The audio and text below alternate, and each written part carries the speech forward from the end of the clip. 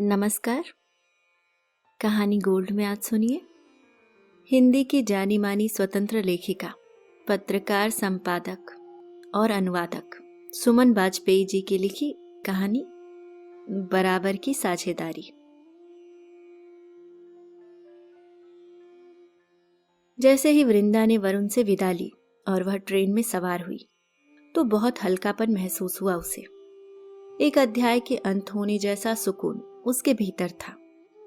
Train चलते ही गुजरते रास्ते और तेजी से पटरियों के साथ दौड़ लगाते पेड़ों, गांवों और बादलों के झुंड के साथ बीती बातें भी उसके मन में उथल पुथल मचाने लगी। पुरानी यादें, बीती घटनाएं इंसान का पीछा कभी नहीं छोड़ती, और ये तो बहुत पुरानी यादें भी नहीं थी। सब कुछ अभी घटा लग रहा था। उन दोनों की मुलाकात इंजीनियरिंग कॉलेज की कैंटीन में हुई थी। दोनों एक ही बैच में थे।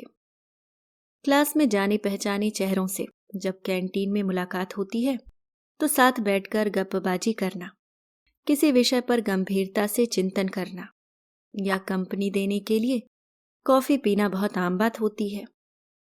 वह उसके बिल का भुगतान करने लगा तो उसने टोक दिया कि वह खुद ही पेमेंट करेगी, लेकिन अगले ही पल बैग टटोलने पर उसे अपनी गलती का एहसास हुआ और शर्मिंदगी भी हुई। वह क्रेडिट कार्ड बैग में रखना भूल गई थी। उसने बहुत सहजता से, और उसे बुरा न लगे, कुछ इस अंदाज में यह कहते हुए बिल का भुगतान कर दिया कि अगली बार वह उसे कॉफी पिला सकती है। क्लास एक हो, विषय एक हो और रुचियां भी लगभग समान हो तो दोस्ती होने में बहुत समय नहीं लगता। उनके बीच भी दोस्ती हो गई। साथ वक्त गुजारते गुजारते, एक दूसरे के साथ बातें शेयर करते, प्यार पनपने में भी देर नहीं लगी। प्रोजेक्ट्स पर एक दूसरे की मदद करते और जब मौका मिलता फिल्म देखने भी चले जाते। उनके प्यार को कॉलेज के गलियारों और क्लास में चर्चा का विषय बनते देर नहीं लगी। प्रेमी युगल की मदद करने में छात्र भी जुट गए। कभी उनके क्लास से गायब होने पर बचाते तो कभी उन्हें किसी रेस्तरां में डेट पर भेज देते। आखिरी साल वरुण ने शादी का प्रस्ताव रखा। वृंदा ने तो तब तक शादी के बारे में सोचा तक नहीं था। क्यों, क्या तुम मुझसे प्यार नहीं करती? वरुण ने सवाल उसके सामने उछाल दिया था। उसे कतई उम्मीद नहीं थी कि वृंदा शादी के लिए मना कर सकती है। कैसा बेकार का सवाल कर रहे हो? हमारे प्यार के बारे में शायद पूरा कॉलेज जानता है। इतने साल साथ साथ गुजारने के बाद ऐसा सवाल तुम्हारे मन में आना मेरे प्रति शंका रखने जैसा है। वह भी तुनक्कर बोली थी। हद होती है। प्यार है तो बस बिना कुछ सोचे समझे शादी कर लो। वह तो जीवन में कुछ बनना चाहती है, आगे पढ़ना चाहती है, दुनिया में अपनी पहचान बनाना चाहती है। और वरुण को भी तो अभी सेटल होना है। माना कि प्लेसमेंट हो गया है, पर अभी तो शुरुआत है।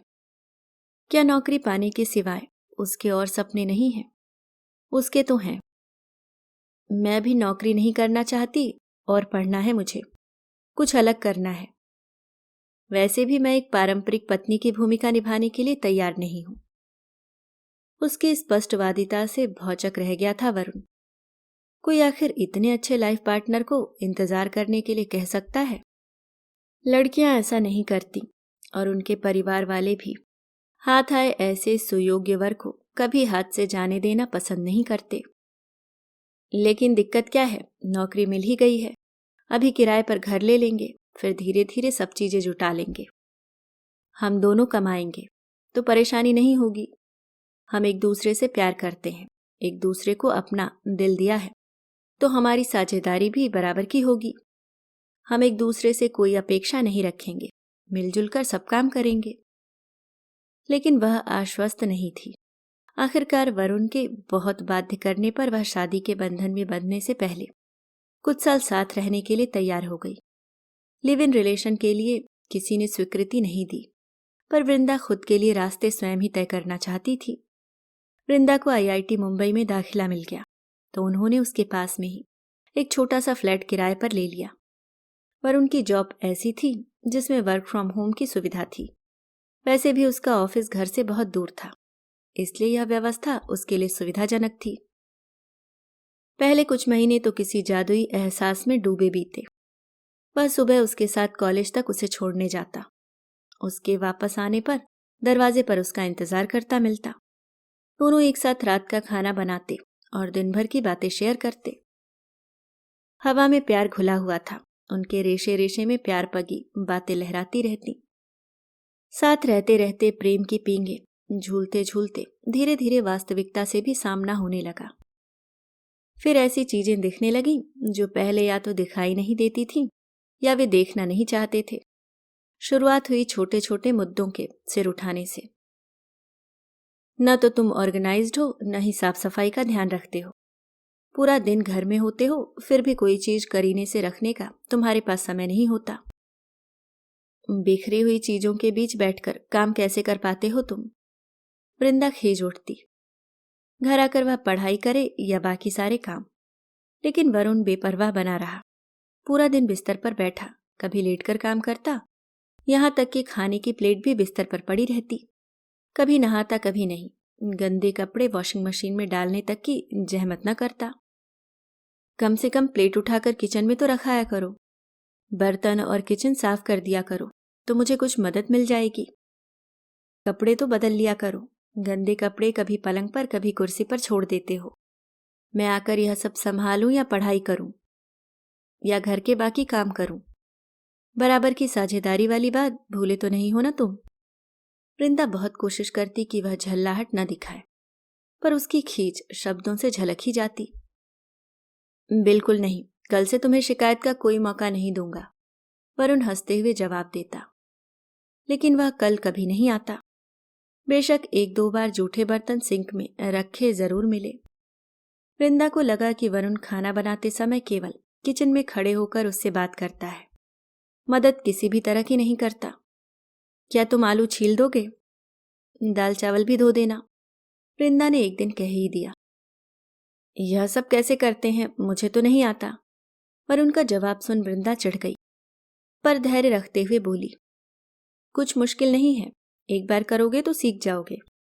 वह उसे सिखाने लगी, केवल किचन का काम ही नहीं, घर के बहुत से ऐसे काम जो आसान होते हैं और बचपन में जिन्हें माएं अपने बच्चों को सिखा ही देती हैं। इकलौता हूं ना, इसलिए मां ने पलकों पर बिठाकर रखा, कभी कुछ सिखाया ही नहीं। उसकी बात सुन वृंदा को हंसी आ गई थी। बाप रे, पलकों पर कैसे उठाया इतना बोझ? वृंदा को तब पहली बार ऐसा लगा था कि वह 25 साल के एक आदमी की मां बन गई है, और यह सुखद एहसास नहीं था। वह इसे स्वीकारने को तैयार नहीं थी। जब वह खाना बनाती या कुछ और काम में उससे मदद मांगती तो वह कहता है कि उसकी मीटिंग है या प्रेजेंटेशन तैयार करनी है। दिन भर कॉलेज में पढ़ाई करने और शाम को आकर फिर पढ़ने, घर का काम करने, सुबह की तैयारी करने, वरुण का नाश्ता लंच बनाने में वृंदा थक जाती थी। वरुण उससे बैठे बैठे बस मांग करता, जो उसे किसी आदेश की तरह लगती। वृंदा समझ चुकी थी यह समान भागीदारी नहीं है जिसका वादा वरुण ने उससे किया था। असल में वह पुरुष था जिसके लिए घर का काम करने का अर्थ था अपना उपहास उड़वाना या जोरू का गुलाम कहलवाना। उसकी मां वरुण के किसी भी निर्णय से खुश नहीं थी, लेकिन घर के काम करने की बात पर तो वह नाराज थी। वरुण के लाख दिखावा करने के बावजूद कि वह बराबर की साझेदारी में विश्वास करता है, वृंदा पर ही सारी जिम्मेदारियों का भार था। हाँ, पैसे वरुण ही खर्च करता था। वह कुछ कहती तो बहस, लड़ाई और चुप्पी पर जाकर खत्म होती। बात ही मत करो। वरुण को यह विकल्प बहुत पसंद आया। जब तक वह उससे माफी नहीं मांगती या उसे मनाती नहीं, वह मुंह बनाए बैठा रहता। उसे लग रहा था कि वह प्रेयसी कम और मां की भूमिका में ढलती जा रही है। जब वे कॉलेज में थे तो अपने दोस्तों के साथ पार्टियों में जाते थे। वे डेट नाइट्स के लिए बाहर जाते थे। अब वरुण काउच पोटैटो बन चुका था। उसके सभी सहकर्मी भी घर से ही काम करते थे, इसलिए उनके सभी सोशल इवेंट्स भी ऑनलाइन होते थे। वृंदा के दोस्तों से मिलने में वरुण को कोई दिलचस्पी नहीं थी। जब भी वह उससे बात करने की कोशिश करती तो कहता, बहुत बिजी हूं और इतनी मेहनत मैं तुम्हारे सपनों को पूरा करने के लिए ही कर रहा हूं। अगर तुम चाहो तो मैं कहीं और नौकरी कर सकता हूं, फिर मुझे रोज ऑफिस जाना होगा और हो सकता है वह भी घर से दूर हो। फिर हम यहाँ नहीं रह पाएंगे, तुम्हें ही कॉलेज आने जाने में परेशानी होगी। उनके बीच का शारीरिक रिश्ता भी मशीनी हो गया था। वह बेमन से उसकी इच्छाओं के आगे झुकती। इस सारे तनाव ने वृंदा पर मानसिक और भावनात्मक रूप से भारी असर डाला। उसकी पढ़ाई पर इसका प्रभाव दिखा और उसके प्रोफेसर, जिन्हें उसमें एक ब्राइट स्टूडेंट नजर आता था, निराश होने लगे। वह जितना कर सकती थी स्वयं से और परिस्थितियों से लड़ते हुए हारने लगी थी। कुछ बनने का सपना रखने वाली, आईआईटी में प्रवेश पाने वाली उस प्रतिभाशाली लड़की को मुश्किल से एक सॉफ्टवेयर कंपनी में नौकरी मिल पाई। नौकरी के साथ काम का प्रेशर बढ़ा, पर वरुण का व्यवहार नहीं बदला। साझेदारी केवल बातों में थी। इन 4 वर्षों ने वृंदा को एक थकी हुई, क्रोधी महिला बना दिया था। एक दिन वरुण जब अपनी मां से मिलने इंदौर जाने लगा, तो वृंदा ने भी साथ चलने की जिद की। हमेशा वरुण अकेले ही जाता था। वह कहती कि अपने परिवार से उसे भी मिलवाओ, तो यह कहकर टाल जाता कि समय आने पर मिलवा दूंगा। माँ बहुत पुराने ख्यालों की हैं, लेकिन इस बार वह अड़ गई। वरुण उसके तेवर देख समझ गया कि इस बार वह नहीं रुकने वाली। माँ, यह वृंदा है, मेरी दोस्त, हम कॉलेज में साथ पढ़ते थे। वृंदा आश्चर्यचकित रह गई। एक दोस्त के रूप में वह कैसे माँ से मिलवा सकता है? उसके परिवार ने बहुत ही संदिग्ध ढंग से उसका स्वागत किया। दोस्त शब्द उनके संस्कारों में अटक रहा था। वृंदा को भी वरुण के साथ में अजनबीपन का एहसास हो रहा था। अगले दिन वरुण की माँ ने कुछ लड़कियों की फोटो वरुण के सामने रख दी। पंडित जी ने तुम्हारे लिए हमें कई लड़कियों की फोटो दिखाई थी, पर हमें यही पसंद आई। तुम बताओ तुम्हें कौन सी अच्छी लगी है? वरुण ने उस समय कुछ नहीं कहा। वरुण, तुमने कुछ कहा क्यों नहीं? तुम उन्हें हमारे बारे में क्यों नहीं बता रहे? वृंदा ने पूछा। यह इतना आसान नहीं है, वरुण ने कहा। इसका मतलब क्या समझूं? हम एक दूसरे से ही शादी करने वाले हैं ना? मैं तो हमेशा से यही चाहता था, लेकिन इन दिनों तुम चिढ़ी रहती हो, हमेशा नाराज रहती हो। मैं चाहे कुछ भी कर लूं, तुमको खुश रखना असंभव लग रहा है। कुछ समय मुझे सोचने के लिए चाहिए। बराबर की साझेदारी में ऐसा थोड़े होता है कि तुम केवल मुझसे अपेक्षाएं रखो। वृंदा को लगा कि वह दोषी न होते हुए भी वरुण उसे ही गलत ठहरा रहा है। अगले दिन उसने वरुण से कहा कि बॉस ने तुरंत वापस आने को कहा है। कोई जरूरी मीटिंग वह करना चाहते हैं। वह उससे विदा लेकर मुंबई के लिए ट्रेन में सवार हो गई। मुंबई पहुंचने के बाद उसने अपना बैग पैक किया और दूसरे फ्लैट में अपनी सहेली के पास शिफ्ट हो गई। पीछे एक पत्र वरुण के नाम छोड़ गई। प्रिय वरुण, मेरा इस तरह जाना हो सकता है तुम्हारे अहम को चोट पहुंचाए। मैं तुम्हें हार्टलेस लगूं, पर मेरा जाना ही सही फैसला है। तुम हमारे रिश्ते को लेकर विचार करना चाहते हो। मुझे लगता है कि मैं भी ऐसा चाहती हूं।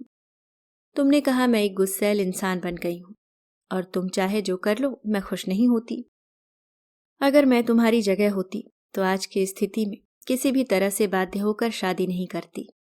मैं केवल तुमसे उस समान साझेदारी की उम्मीद कर रही थी जिसका वादा तुमने किया था, लेकिन मुझे एक दूसरे से कोई अपेक्षा न रखने का अर्थ समझ में नहीं आया।